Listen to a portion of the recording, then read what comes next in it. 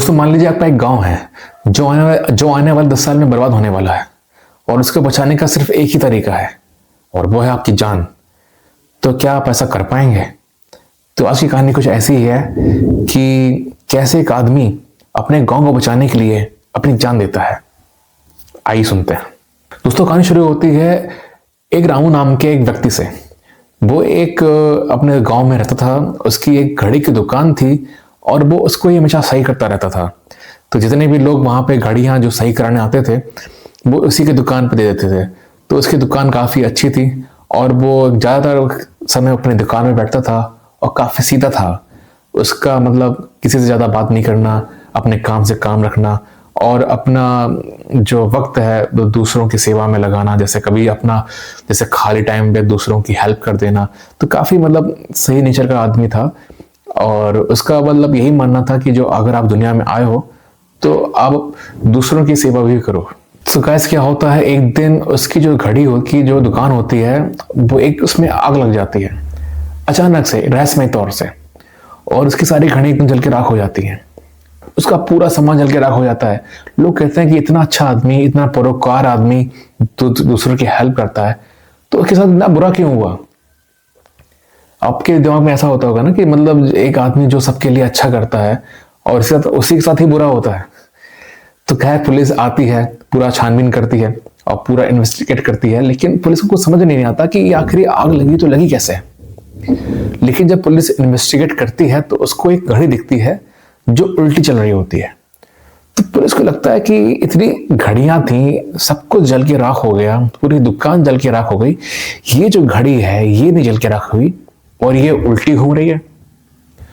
खैर पुलिस को इसका कारण समझ में नहीं आता है। और उसी गांव में एक बहुत पुराना एक घंटा घर था और उसकी घड़ी मतलब काफी सालों से बंद थी।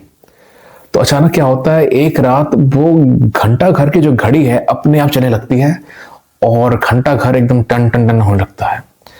लोग कहते हैं कि यहाँ पर डंडनाना मतलब काफी सालों से ये घंटा घर बंद था और गांव वाले कहते थे कि ये घंटा घर बंद रहना ठीक है, क्योंकि अगर ये घंटा घर कभी चालू हुआ तो गांव के लिए अच्छा नहीं होगा। क्योंकि गाइस काफी साल पहले क्या था कि कुछ ऐसी घटनाएं हुई थी जिसके कारण लोगों ने कहा था कि इस घंटा घर को बंद कर दो हमेशा हमेशा के लिए।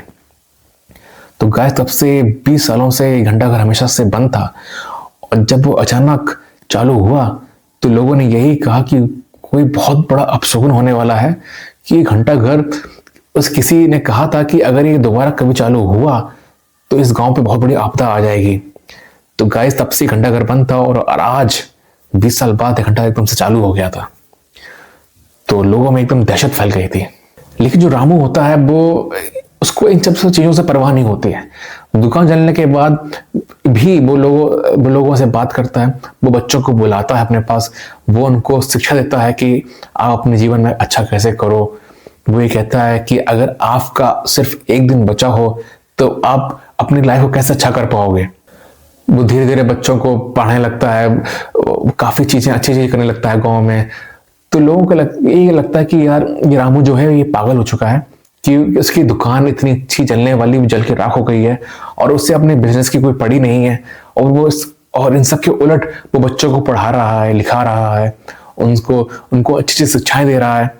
लोग भी ये कहते थे कि भाई रामू तुम कुछ काम करो, कुछ अपना और बिजनेस कर लो। लेकिन नहीं, रामू को कुछ समझ में नहीं आ रहा था। वो बस लोगों को ये अच्छी शिक्षाएं दे रहा था। लेकिन उसकी शिक्षाओं में बस ये बात कॉमन थी, वो हर एक से यही कहता था कि अगर ये तुम्हारा आखिरी दिन होगा तो तुम इसको कैसे संभालोगे, कैसे तुम इसको जियोगे। तो हमेशा वो लोगों से यही पूछता रहता था कि अगर ये तुम्हारा आखिरी दिन हो तुम इसे कैसे जियोगे। और जब कोई नेगेटिव आंसर मिलता तो वो कहता कि नहीं, ये तुम गलत कह रहे हो, तुम इसको ऐसे जीना, तुम इसको फुल ऑफ एंजॉय में जीना, तुम इसको ऐसे करना, तुम इसको वैसे करना। तो वो सबको शिक्षाएं दे रहा था।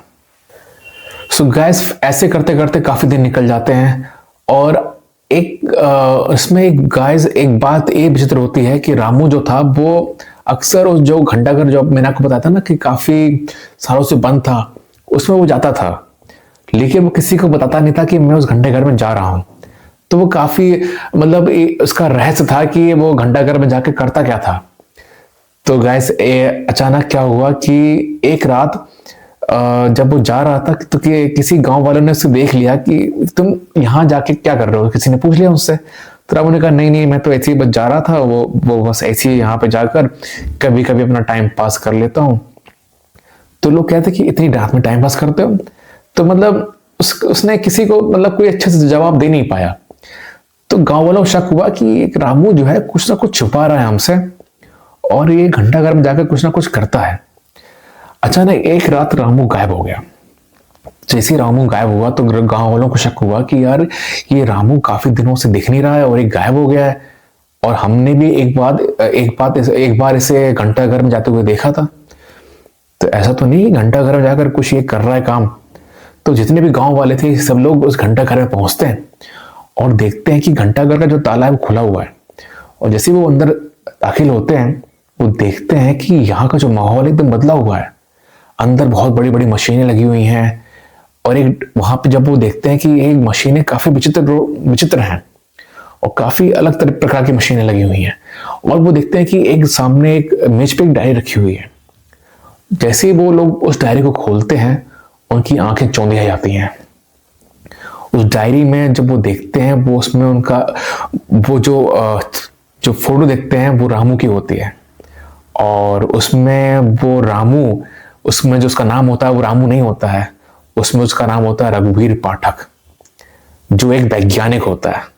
तो गाइस एक बहुत बड़ा टर्निंग पॉइंट होता है कि वो एक वैज्ञानिक होता है। वो एक घड़ी जो घड़ी की दुकान थी वो एक दुकानदार नहीं था, वो एक वैज्ञानिक था। गाइस उस वैज्ञानिक रघुवीर ने एक भविष्य को देखने वाली एक मशीन बनाई थी जिससे आने वाले फ्यूचर को आप देख सकते हो। और उसी फ्यूचर वाली मशीन से उसने देख लिया था कि आने वाले 10 साल में मेरे गांव के साथ क्या होने वाला है। और वो देख लेता है कि गांव का जो हश्र है वो अच्छा नहीं है, वो बेकार होने वाला है। गाइस जो रघुवीर अपनी मशीन में देखता है वो उसमें ये देखता है कि तबाही वैसी तबाही नहीं है कि गांव एकदम तबाह हो जाए, नष्ट हो जाए, ऐसा नहीं। वो देखता है कि गांव के जो लोग हैं एकदम आलस से भरे हुए हैं, किसी को कोई मतलब नहीं है, लूटपाट बहुत बढ़ गई है। तो ये सब चीजों को देखते हुए वो ये सोचता है कि अगर इस भविष्य को बदलना है तो इसके लिए मुझे मिटना होगा। वो कहता है कि ये सब जो मेरा प्लान था, वो कहता है कि ये जो मेरा पूरा प्लान बनाया था कि अपने आप को दिखा देना कि एकदम मैं पकड़ा जाऊं घंटाघर जाते हुए, तो ये सब उसका प्लान का हिस्सा था। वो सब गाइस उसने इसलिए किया ताकि गांव वालों को इस पर शक हो, वो उससे थोड़ी नफरत करने लगे, और इसका वो फायदा उठाकर वो मतलब दोनों सभी लोगों को अपने एकजुट कर सके, मतलब इकट्ठा कर सके। तो उसने डायरी में ये लिखा कि अगर इस गांव को बचाना है तो इसका सिर्फ एक ही तरीका है और वो है मेरी मौत। तो वो ऐसा लिख देता है और वो जो है खुद उस मशीन के अंदर समा जाता है। तो जब ये गांव वाले सब डायरी पढ़ते हैं तो उनको एहसास होता है कि यार आने वाले 10 साल में ऐसा कुछ होने वाला था। तो इसके लिए रामू ने अपनी जान दे दी। इसीलिए रामू ने बताया कि मैं घंटाघर जाता हूँ।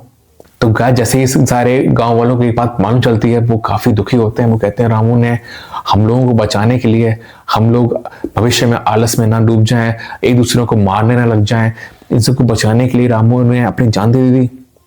तो ये देखकर गांव वालों को काफी अपने ऊपर धिक्कार होता है कि यार ऐसा कैसे, हमने जिससे बुरा माना कि जिससे मतलब घंटाघर जिसे हम लोगों ने अपशकुन माना, और उस पे रामू जा रहा था कि हम लोगों का शक था कि रामू कुछ गलत कर रहा है, लेकिन नहीं, रामू हम लोग के लिए अच्छा ही कर रहा था।